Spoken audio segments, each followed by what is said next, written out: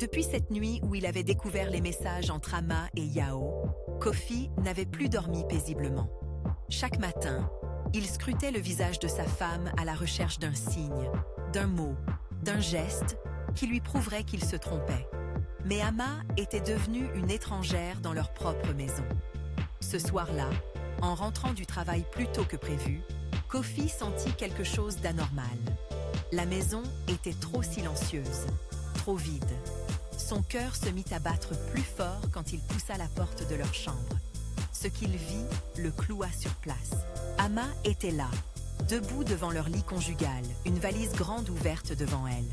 Ses mains pliaient méticuleusement ses vêtements, un par un, comme si elle accomplissait un geste répété 1000 fois dans sa tête.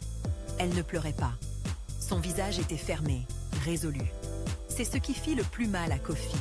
Pas de larmes, pas d'hésitation. Juste une femme qui avait déjà pris sa décision. Kofi sentit ses jambes trembler.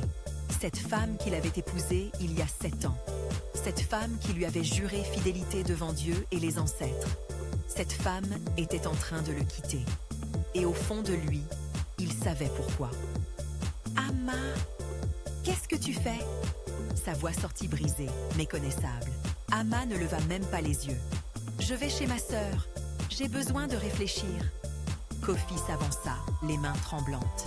« Réfléchir à quoi? À nous? On peut parler, Ama. On peut... » Elle l'arrêta d'un geste. « Parler de quoi, Kofi ?» Ses yeux le transpercèrent enfin. « Tu n'es plus l'homme que j'ai épousé. Ça fait des mois que tu te caches, que tu m'évites.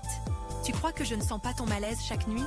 Tu crois qu'une femme ne sait pas quand son mari n'est plus capable de... » Elle ne finit pas sa phrase. Elle n'en avait pas besoin. La porte claqua.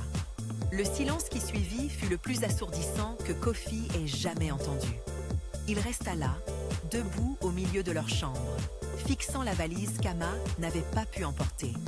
Elle reviendrait la chercher demain, avait-elle dit. Demain. Ce mot sonnait comme une condamnation.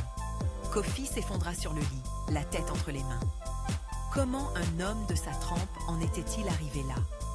Lui qui était respecté au travail, admiré par ses frères, lui qui avait toujours été fort, était devenu l'ombre de lui-même. La honte l'étouffait.